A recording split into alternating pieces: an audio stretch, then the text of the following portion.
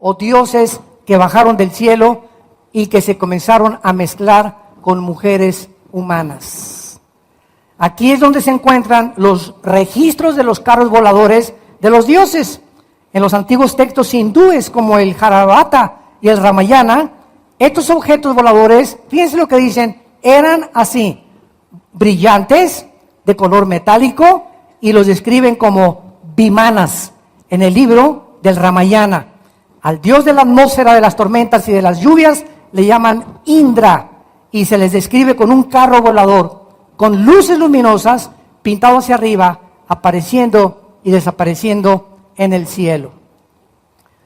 Esta mezcla o estos testimonios de no solamente en la Biblia, de estos registros antiquísimos como los sumerios, los Vedas, el Ramayana, Sutta, el Tripitaka de Buda, etcétera, etcétera, de los hindúes, nos da testimonio de que es algo ya no de carácter especulativo, sino que tenemos que juntar todo esto y darnos cuenta que hay un misterio en medio de todo esto que Dios nos quiere revelar por lo siguiente. Porque la Biblia nos revela, vayamos al Génesis capítulo 6, que antes de los tiempos de Noé, estos ángeles, que en el Antiguo Testamento se les llama hijos de Dios. La frase Ben Elohim, en hebreo, traducida hijos de Dios, nunca en el Antiguo Testamento se le asigna a seres humanos. Los hijos de Dios en la Biblia comienzan en el Nuevo Testamento, mas a todos los que le recibieron, Juan 1, 12 y 13, a los que creen en su nombre, Dios les da el derecho de ser llamados hijos de Dios. Adán, en la genealogía, se le llama hijo de Dios porque fue una creación directa de Dios. A los ángeles, buenos y malos, en el Antiguo Testamento, se les llama hijos de Dios porque fueron una creación directa de Dios. Nosotros ya no fuimos creados más que en el momento en que nosotros nacimos de papá y mamá, somos una raza humana. No somos hijos de Dios. Eres hijo de Dios cuando te conviertes a Jesucristo. Somos hermanos unos a otros los que tenemos morando el Espíritu Santo.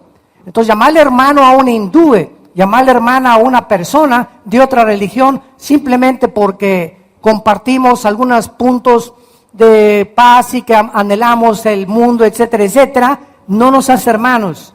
Esto es muy importante. A los que le reciben a Cristo como su Señor y Salvador, se convierten, nos convertimos en hijos y en hijas de Dios. Entonces, ¿qué podemos concluir? Todos somos criaturas de Dios, pero no todos somos hijos de Dios. Entonces, no llamemos a todos hijos de Dios, ni tampoco hermanos y hermanas, más que aquellos que han recibido a Jesucristo y que la comunión que tenemos es con el Padre y con su Hijo. En Génesis 6 aparece un misterio tremendo, donde dice que comenzaron los hombres, la palabra Adán se tradujo hombres, se comenzaron a multiplicar sobre la faz de la tierra y le nacieron hijas, bat en el hebreo. Y vemos aquí entonces hombres, varones, y vemos aquí también mujeres, hijas, hombres, que viendo los hijos de Dios, aquí entra en la ecuación otra frase, que ya no son hombres ni son mujeres, que viendo los hijos de Dios, que las hijas de los hombres, no sus hermanas ni sus compañeras, eran hermosas, toman mujeres y escogen entre todas.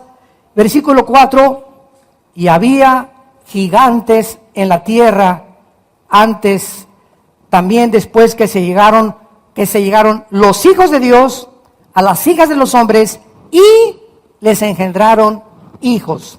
Esta palabra gigantes, Nepilim, con N de nana, en el hebreo, significa seres caídos. Vas a aprender mucho, te lo garantizo. Seres caídos.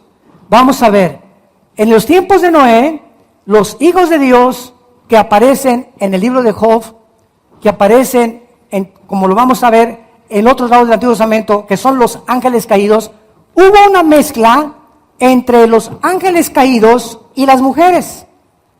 Y ha habido algunas argumentaciones y objeciones teológicas, y es bueno, porque ante cada verdad que surge, pues hay que buscar más apoyo teológico para poder realmente defender la Biblia.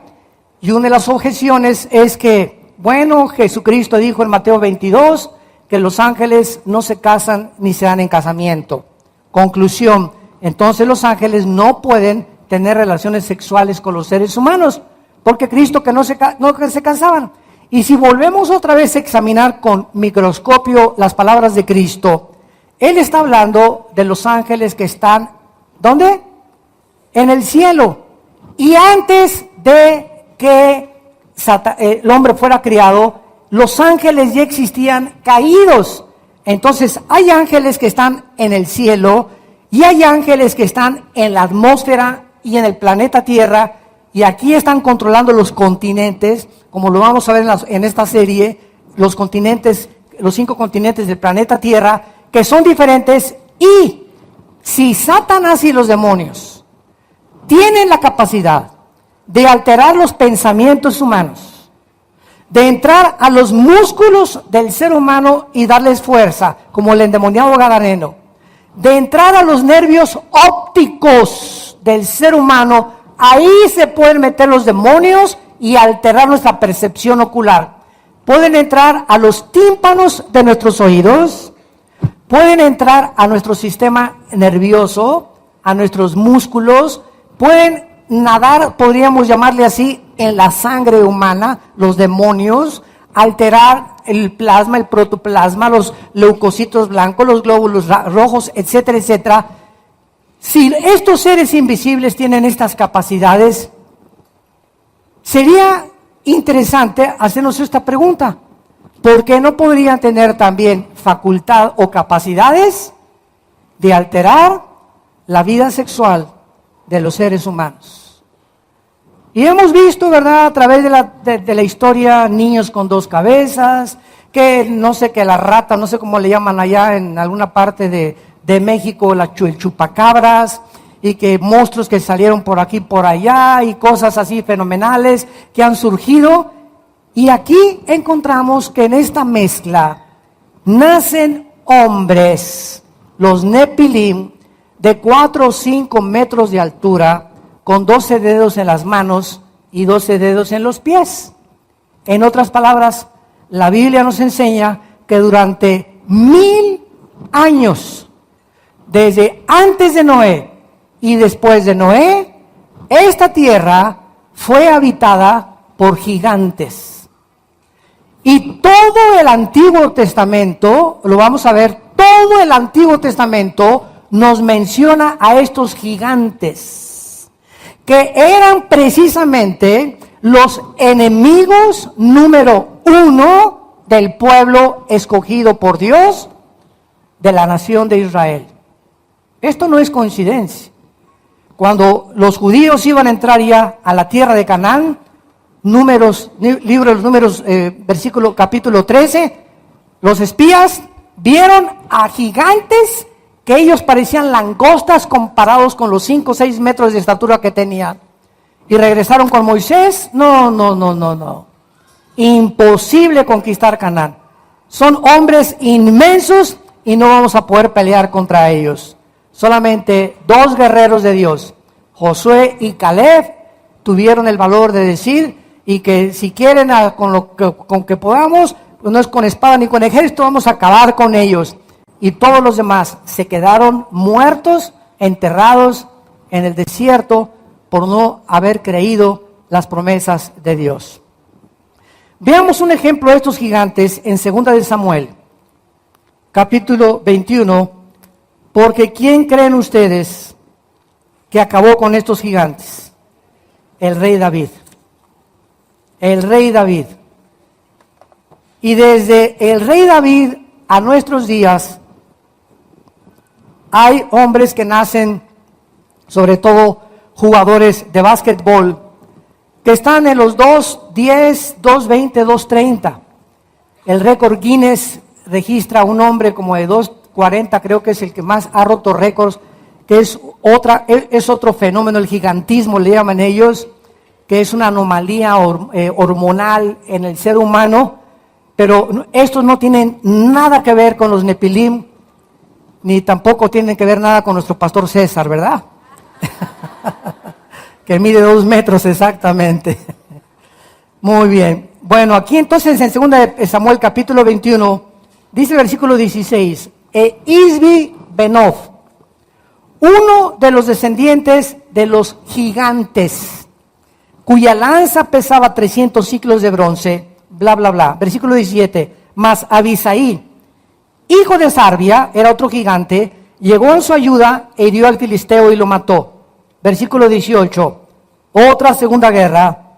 Hubo después en Gof contra los filisteos, entonces Sibecaí, otro gigante usatita, mató a Saf, quien era uno de los descendientes de los gigantes. Versículo 20, después hubo otra guerra en Gad, donde había un hombre de gran estatura, el cual tenía 12 dedos en las manos, otros 12 dedos en los pies, 24 por todos, y también era descendiente de los gigantes. Este desafió a Israel y lo mató Jonatán, hijo de Simea, hermano de David. Estos 4 eran descendientes de los gigantes en Gat. O sea, ¿saben quiénes eran los últimos gigantes que mató David? Los hermanitos de Goliat. Y esto es muy interesante y me río porque son detalles que la Biblia nos menciona. Cuando David se enfrenta a Goliat, bueno, era un monstruo de 5 o 6 metros de estatura y todo el ejército de Saúl estaba temeroso, y durante 40 días Goliat desafió al ejército de Saúl. A ver, ¿quién entre ustedes consígame al más giro gallo que tengan por ahí? Tráiganme al más papucho de papuchos y aquí nos vamos a enfrentar, y si me ganan nos entregamos a ustedes, y si les ganamos ustedes serán nuestros esclavos. Y nadie respondió. Y cuando David oye eso, David comenzó a desarrollar una aptitud cuando era pastor de ovejas, y jamás vio al enemigo como un gigante, ni al oso, ni al león. Siempre David fue un hombre que mantuvo su corazón y sus ojos puestos en Jehová, en el Dios creador de los cielos y la tierra. Y cuando David vio ese gigante, él vio lo que ninguno vio. Todos vieron un problema, una crisis inmensa. ¿Qué voy a hacer con este problema? De aquí no voy a salir, nadie me va a ayudar. Y así se convierten los problemas muchas veces en gigantes. Y mientras concentremos nosotros nuestros ojos en los problemas, no importa qué problema traigas ahorita, ni de qué tamaño sea, vas a vivir estresado, desorientado y preocupado, y no vas a poder resolverlo. Nunca pongas tus ojos en la tormenta, ponlos en Dios. En el momento que quitamos los ojos de los problemas, ni del tamaño que sean, el más grande de todos es Dios. Él es más grande que cualquier problema que podamos atravesar y que cualquier crisis que podamos atravesar. Por eso se le llama el Elión, el Altísimo. O sea, arriba de él no hay nadie. Todo está debajo de Dios y bajo el control de el Altísimo, Creador de los cielos y de la tierra. Muy bien, David se enfrenta a Goliat. Dice, este filisteo incircunciso, ni siquiera vio su estatura ni nada, ¿no? Qué confianza, ¿no? Y qué seguridad tenía David. Y lo interesante está aquí, cuando él comienza a buscar piedras, porque no había rifles de municiones, ni pistolas, traía una onda David con la que mataba a los osos y a los leones en el desierto, recoge 5 piedras lisas. Y la pregunta es, ¿por qué 5 piedras? Digo, si me salen los otros 4 hermanos de Goliat. Él no sabía que Goliat tenía hermanos, ni mucho menos, ¿no? Y además es interesante que el número 5 está asociado en la Biblia con la gracia. ¿Sabían eso? El 5 en la Biblia está asociado con la gracia de Dios. Entonces, David agarra las 5 piedras y ahora sí, que esas 4 piedras las utiliza después, ¿verdad? Pero con la espada. Pero es interesante que Dios le había dicho, recoge exactamente 5 piedras, o fue guiado por el Espíritu Santo, porque sabía, ¿verdad?, que si venían a ayudarle los otros 4, a los 4 se los iba a echar. A los 4 David los iba a matar. Muy bien, veamos ahora en Deuteronomio, capítulo 2. Deuteronomio, capítulo 2. Versículo 10 y 11.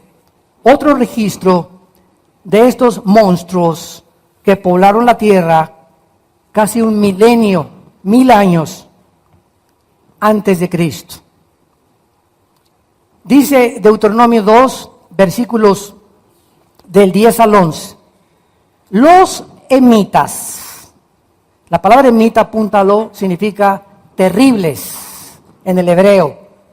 Los terribles, los emitas, habitaron en ella, pueblo grande y numeroso, alto como los hijos de Anac.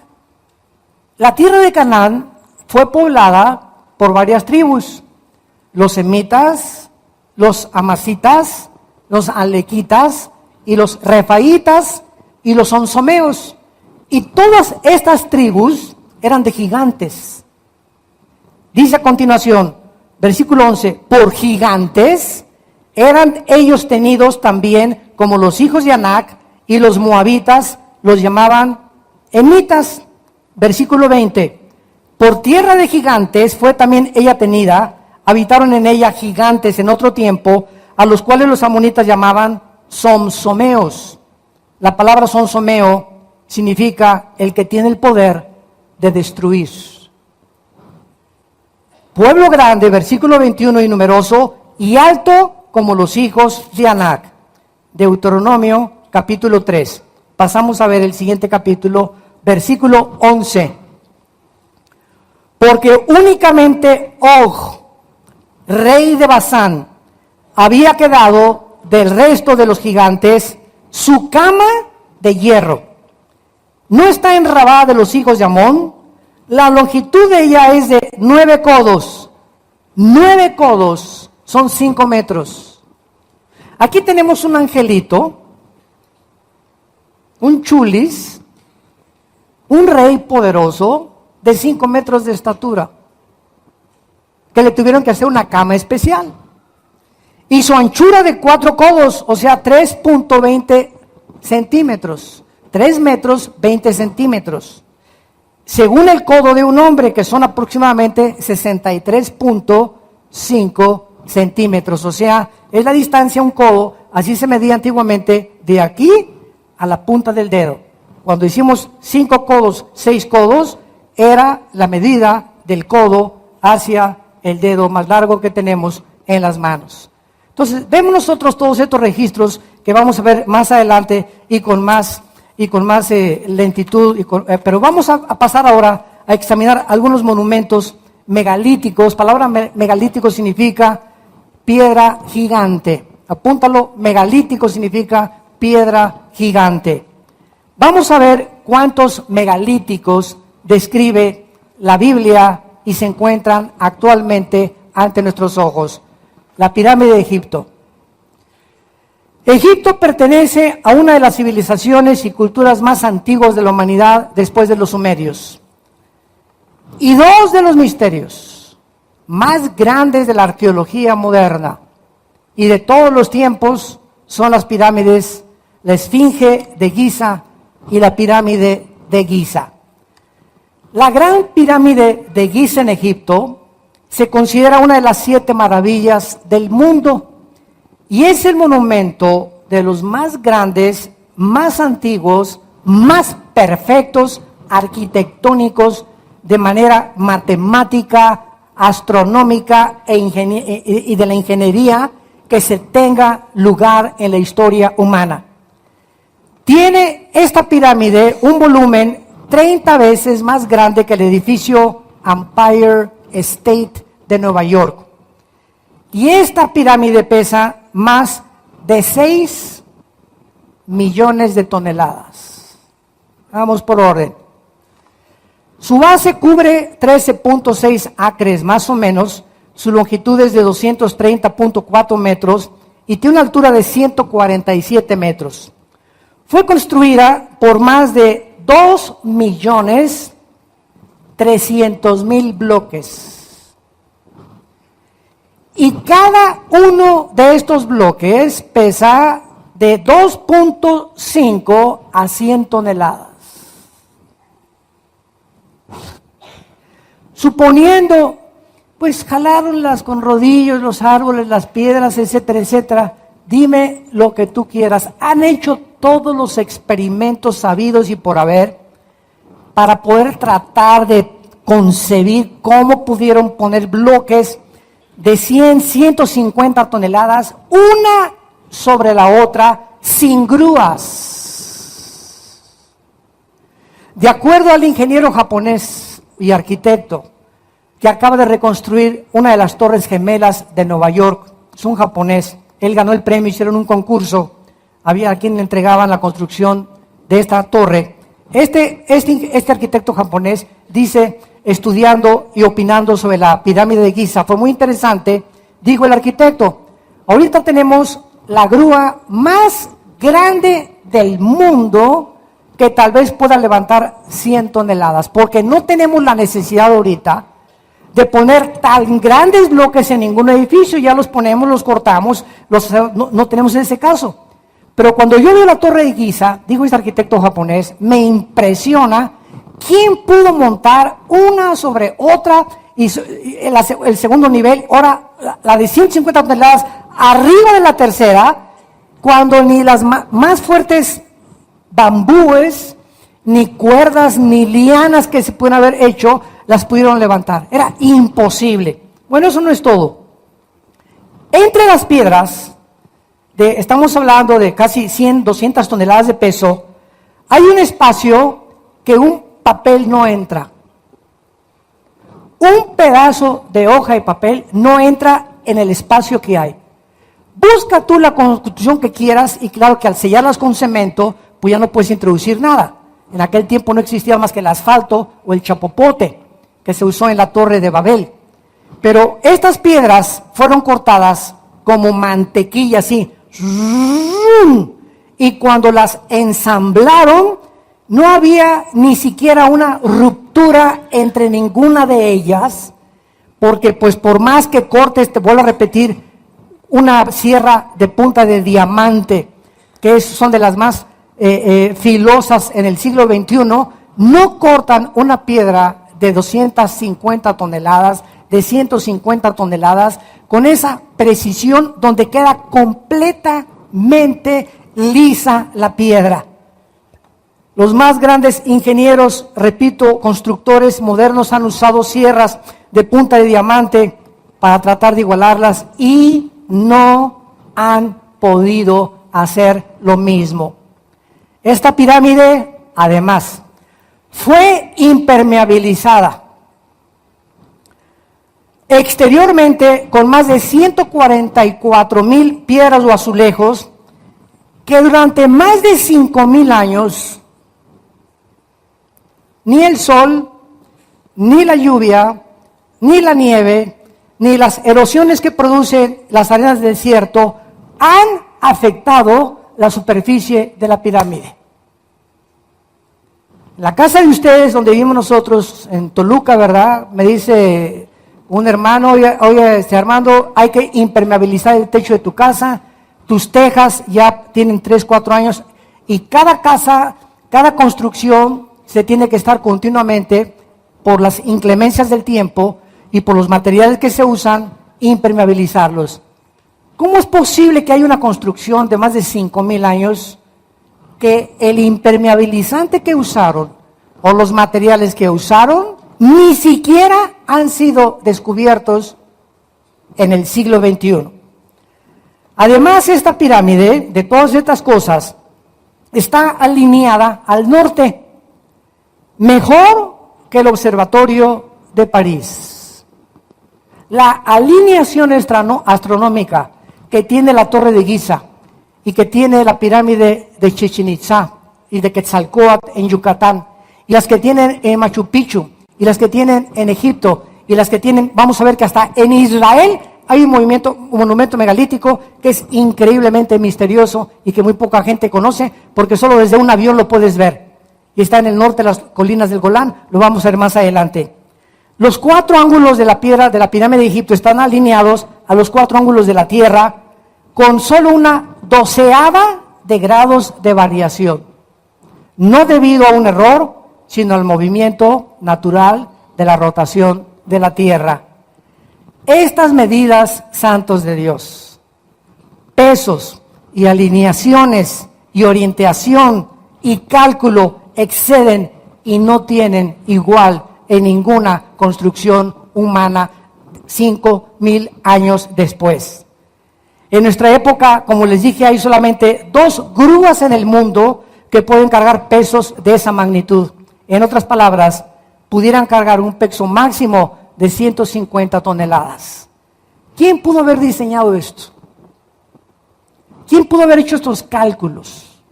¿Quién pudo haber hecho estas mediciones? ¿Quién pudo haber hecho estos cortes? ¿Quién tenía el conocimiento matemático, físico, astronómico de esta increíble construcción de hace más de 5,000 años? Esta pirámide es una maravilla de la ciencia y de la cual se ha tratado de investigar por miles de años, que fueron construidas y no saben todavía quién las hicieron, ni el tiempo exacto en que las hicieron. Los expertos que no entienden de esta manera estas pirámides no pueden creer que la tecnología del siglo XXI las pueda imitar. Existe, escuchen esto, solamente un 200avo de pulgada de espacio entre las piedras. Un 200avo de pulgada de espacio entre las piedras de 100 toneladas. ¿Cómo pudieron hace miles de años construir los antiguos estos monumentos megalíticos tan impresionantes? Actualmente los ingenieros modernos han descubierto otro detalle. Todos los edificios, como un ejemplo, el Palacio nuestro de las Bellas Artes, ¿saben ustedes que se está hundiendo? ¿Saben ustedes que la Catedral de la Villa se está hundiendo también? Todos los edificios, de acuerdo a los ingenieros, se hunden con un promedio de 6 pulgadas cada 100 años. Por más perfecto que el edificio pueda ser, por más buena cimentación y fundamento que un edificio pueda tener, como la Torre de Pisa y la ciudad de Venecia en Italia, que también, ¿verdad?, continúa hundiéndose poco a poco. Sin embargo, ¡wow! En los últimos 5,000 años aproximadamente, la Gran Pirámide, que pesa 6 millones de toneladas, no ha perdido ni siquiera media pulgada de hundimiento. ¿Qué les quiero decir con esto? Que las personas que construyeron esta pirámide no solamente eran unos genios de la tecnología, de la arquitectura, de la ingeniería, del cálculo matemático, sino que eran unas personas expertas en geología también. O sea, un arquitecto cuando va a construir una casa, siempre busca en qué tipo de terreno vas a construir. Porque si vas a construir, ¿verdad?, como muchos edificios aquí en Santa Fe, en México, construyeron junto a la montaña, ya le están cayendo, vienen deslaves y te caen. Otros construyen sobre arenas movedizas o no, hay una cimentación o una profundidad suficiente de rocas o de piedras para que ese edificio dure mucho tiempo. Se tienen que hacer cálculos. ¿Quién calculó que debajo de esas pirámides hubiera una cimentación imposible de que ese monumento de millones de toneladas se pudiera hundir? ¿Con qué hicieron esos cálculos? Por el amor de Dios. Jesús, María y José y el burrito que los acompaña. Los bloques de la pirámide siguen estando en el mismo nivel, desde abajo hasta arriba, y estamos hablando de 2,5 millones de bloques de más de 100 toneladas de peso. Inmovibles han permanecido. Evidentemente los que los construyeron o los que la construyeron tienen el conocimiento de la estabilidad del terreno alrededor y la necesaria información para preparar su fundamento, que sobrepasa el conocimiento de la ingeniería moderna. Y pues, además de esto, veamos rápidamente otras, y aquí va a estar lo increíblemente misterioso. Porque al mismo tiempo que encontramos en Egipto esto, lo encontramos, vamos a ver, las ruinas de Puma Punka en Bolivia, lo vamos a ver rápidamente, la fortaleza de Xaxioamán en Cusco, Perú, las ruinas de Machu Picchu en Perú, las construcciones en las Islas Vírgenes al norte de Australia, y en el mundo entero, sigan esto con mucho cuidado, en el mundo entero aparecen las mismas piedras. El mismo tipo de construcción, orientados de la misma manera hacia el cielo, con la exactitud y el peso de más de 100 toneladas estas construcciones, sin que hace 2000 años existieran los WhatsApps,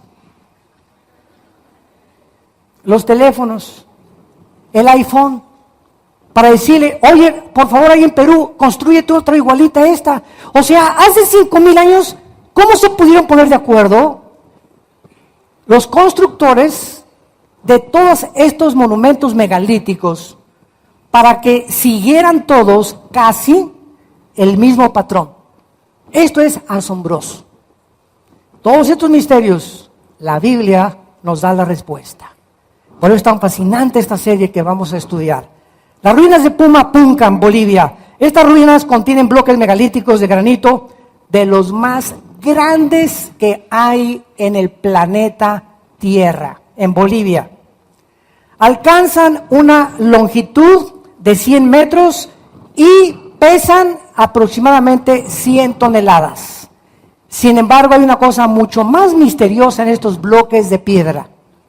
Están cortados, al igual que los bloques de la pirámide de Egipto en Giza, milimétricamente, con una superficie de la misma manera pulida e impermeabilizada que la pirámide de Giza, y unidos con abrazaderas de metal, con perforaciones que en aquel tiempo, Señor Jesús, ten misericordia, no había taladros.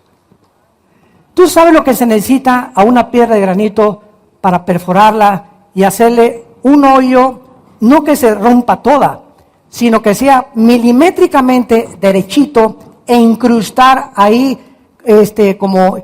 como grapas, etcétera, etcétera, para perforar 50 centímetros, 1 metro de esa piedra sin ningún taladro. Si tú agarras un cincel lo más delgadito que puedas y le comienza, ¿verdad? Comienza a sacar y a brincar, pero estos están milimétricamente calculados como si hubieran metido un taladro de punta de diamante, porque ni siquiera de punta de diamante pueden hacer tales huecos en el siglo XXI. ¿Quiénes pudieron alcanzar tan grande tecnología sin las herramientas que se requieren en el siglo XXI para poder lograrlo? Además de lo sobrenatural de estas construcciones, estos gigantescos bloques de piedra de granito de cientos de toneladas tuvieron que haber sido traídos de 80 kilómetros de distancia. De 80 kilómetros de distancia, y agregamos que se encuentran a 4000 metros de altura. Imagínate en la barranca, oye manito, jálale la piedra, ¿no? 150, 200, a ver, vamos a subirla hasta 4000 metros. ¿A quién se le ocurre hacer una construcción con estas dimensiones, con estos megalitos, a 4000 metros de altura? Oye, vamos a hacerla allá abajo, que nomás un desquiciado. ¿Y cómo subieron tan monumentales megalíticos a 4000 metros de altura, ahí en Puma Punka, en Bolivia? A estas alturas no hay ni siquiera árboles que hubieran servido para poder arrancarlos.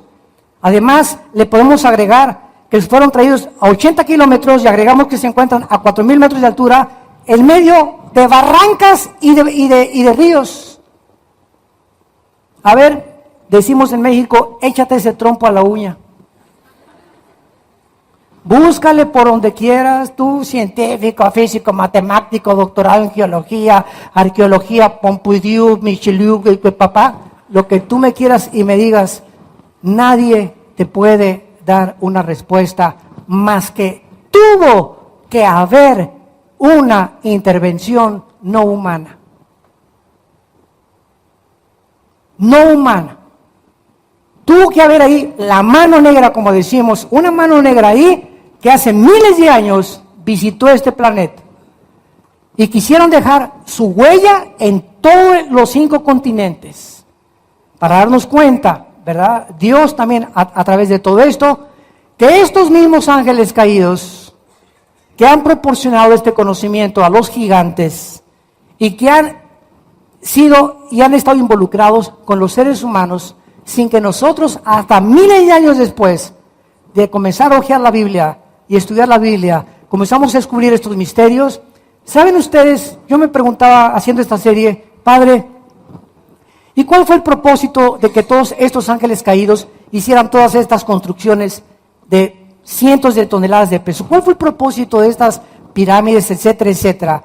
Y es que en Mateo 24, 37 al 39, Jesucristo dijo que antes de que Cristo regrese, los gigantes regresarían.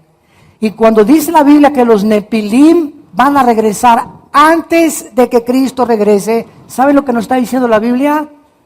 No van a regresar gigantes de 5 o 6 metros, los Nepilim son seres caídos. Y los espíritus de estos gigantes, de acuerdo a Isaías 25, no van a resucitar. Los malos van a resucitar, los buenos vamos a resucitar, todos vamos a resucitar los seres humanos. Pero los gigantes, que eran seres híbridos, dice la Biblia que no van a resucitar. Pero sus espíritus, muchos teólogos están de acuerdo ya, que son los espíritus de los demonios. ¿De dónde salían los demonios? De los espíritus de los gigantes. Y los ángeles son completamente diferentes a los demonios. Eso lo hemos enseñado durante mucho tiempo. Hay muchos que dicen que los demonios son ángeles y los ángeles son demonios. No, los demonios son los soldados rasos. Efesios capítulo 6, 12. Y los ángeles son los principados, las potestades que se encuentran en los continentes, y los demonios están al servicio para poder entrar a los seres humanos, a los animales. Los ángeles no poseen a los seres humanos. Los ángeles controlan los gobiernos y a los gobernantes y a los continentes, y los demonios hacen el trabajo sucio. Entonces vemos que son completamente diferentes. Las fortalezas de Sacsayhuamán, Huamán, en Cusco, Perú, es un monumento gigante de 100 a 300 toneladas, unidas igual, perfectamente, con un mínimo de espacio entre una y la otra, de 4 metros de altura. Fortaleza de Sacsayhuamán, las ruinas de Machu Picchu, en el Perú, localizadas en los Andes, a 3,000 metros de altura, con una asombrosa arquitectura de 500 metros de largo duran estas ruinas y casi 20 metros de ancho. La piedra más grande tiene 10 metros de altura, con los bloques cortados con una finura especial para poder ensamblarse los unos con los otros. Pensemos en esto. Tenemos aquí en Machu Picchu una construcción a 3,000 metros de altura, habiendo tenido que transportar piedras de más de 100 toneladas de peso sin grúas, ni árboles para arrastrarlas, y a más de 10 kilómetros de distancia, sorteando ríos y barrancas. ¿Quiénes pudieron haber hecho esta obra de carácter sobrenatural? Hechas con herramientas rudimentarias que apenas podían cortar un pedazo de madera o un coco de Acapulco. Damas y caballeros, nos encontramos con ruinas en Centroamérica. ¿Saben ustedes que hay unas bolas en Costa Rica? En Costa Rica hay unas pelotas de piedra, pero así, de piedra perfectamente bien hechas, como si las hubieran pulido por todos lados, gigantescas, con un diámetro de 3 metros, y cada una pesa 16 toneladas. En Costa Rica, ¿quién pudo darle a estas gigantescas piedras esa forma tan perfecta de una pelota sin las herramientas que tenemos en el siglo XXI? ¿Quién las cortó? ¿Y cuál fue el objetivo de haberlo hecho? Y en Europa no se diga, tenemos a Stonehenge, Escocia, Irlanda, Holanda, Alemania, España, Grecia, Portugal y Malta. Existen monumentos megalíticos iguales de megarrocas de más de 100 toneladas de peso. ¿Qué pasó en nuestro mundo antiguo? Ahora, ¿saben una cosa? Escuchen esto es muy interesante. Se nos ha enseñado en las universidades y en los museos de que venimos del chango, de que somos el producto de una evolución espontánea o accidental. Ahora, estos fósiles de estos huesos, de estos gigantes, y todas estas cosas que estamos viendo nos muestran que es una mentira que el hombre primitivo, el famoso hombre de Neandertal, el hombre de Cro-Magnon, el hombre de Pekín, y todas estas fraudes intelectuales hayan sido los primitivos o los trogloditas que nacimos de las cuevas y evolucionamos hasta lo que somos ahorita. Y el mundo ateo científico no le conviene esta información, porque demostraría que hace 5,000 o 6,000 años de edad los hombres eran más inteligentes que los del siglo XXI. Y esconden todo esto, porque la otra opción, nada más, no hay más que dos, no hay tres. O venimos de los animales y no hay ninguna respuesta para el propósito y significado de la vida, o somos el resultado de una creación, de un Dios que envió a su Hijo a morir en una cruz y que quiere tener una comunión con nosotros. Pero la soberbia del ser humano del siglo XX, que alcanzamos la tecnología y los avances científicos, escondieron todo esto en los museos, y a cualquier museo que tú vayas de historia natural, ¿cómo aparece el hombre? Te ponen ahí un esperma, te ponen ahí un protozoario, y de ahí una amiba, y se ven esto, y un pez, y esto, y del dinosaurio se cambió un camello, de un camello se cambió un rinoceronte, y un rinoceronte se cambió un león, o un tigre, de los equinos a un león. Y es una mentira, y es anticientífico siquiera. Porque no ha habido una demostración de un cambio de mutación de una especie a otra especie. La teoría de la evolución es anticientífica. En la escuela te enseñan mentiras.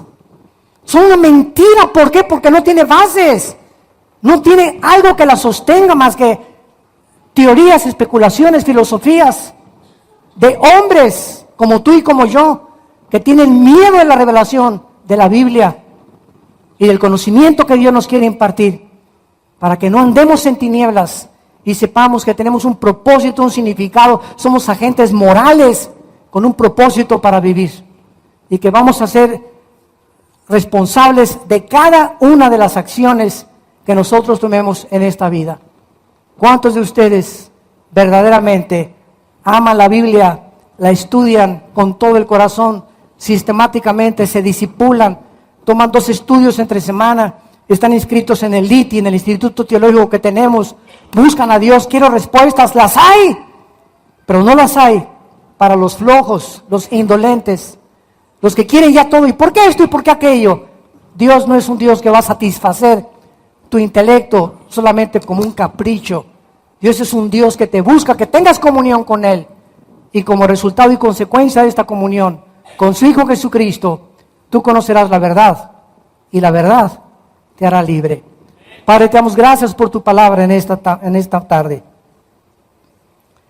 Te damos gracias por la revelación que nos has dado en las Escrituras, para que conozcamos que la vida eterna es conocerte, a ti y a tu Hijo Jesucristo, porque nadie puede conocer al Padre sino el Hijo, y a quien el Hijo se lo quiera revelar. Y es el Hijo el que ha dado testimonio. Y este testimonio es que la vida eterna está en el Hijo. Y el que tiene la vida, tiene al Hijo. Y al que tiene a Cristo, tiene la vida eterna. Gracias, Señor, porque no estamos solos. No anhelas que permanezcamos en ignorancia, mientras más nos acercamos a la segunda venida de tu Hijo y al arrebatamiento de tu iglesia. Más luz nos vas a dar, luz que hace 50, 100 años no tenían la misma iglesia, Porque hay cosas escondidas que gradualmente el Espíritu Santo va revelándonos a través de la iluminación del Espíritu de Dios, para que entendamos las cosas profundas de Dios y de su creación. Gracias por haber muerto Jesús en nuestro lugar en esa cruz. Y si en esta tarde, ustedes que nos escuchan a través de las redes sociales, abren su corazón a Jesucristo y lo invitas como tu Salvador, Él entrará a tu vida, te llenará de esa paz y ese gozo que tú anhelas, y conocerás la verdad, y la verdad te hará libre. ¿Qué tengo que hacer?, me preguntarás, para invitar a Cristo a mi vida. Dile estas palabras con todo tu corazón. Te pido perdón por mis pecados, Señor. Me arrepiento de todo mi pasado. Creo que en la cruz pagaste por ellos con tu sangre, que resucitaste a los 3 días de entre los muertos, y te invito como mi Señor y mi Salvador, en el nombre de Jesús. Amén. Gracias a Dios por este maravilloso libro, el libro de los libros, las Sagradas Escrituras. Nos ponemos de pie para recibir la bendición pastoral. Los que quieran extender su mano hacia acá en señal de que recibes esta bendición, lo puedes hacer. Dios bendiga tu vida, y Dios bendiga tu matrimonio. Dios bendiga tu casa, tus hijos. Dios bendiga el fruto que llevas ahora en tu vientre, para que cuando este niño o niña crezcan bajo el temor de Jehová, con padres cristianos que la herencia se las dejarán, que vale más que el oro y que la plata. Dios bendiga a tus padres, porque honra a tu padre y a tu madre, porque el que honra a sus padres es bendecido, y el que de lo contrario los desprecia es maldecido. Dios bendiga tu entrada y tu salida y tu trabajo. Dios bendiga a los animales domésticos de tu casa. Dios bendiga tu servidumbre. Dios te llene de todo su conocimiento y de toda su gracia y su voluntad, para que andes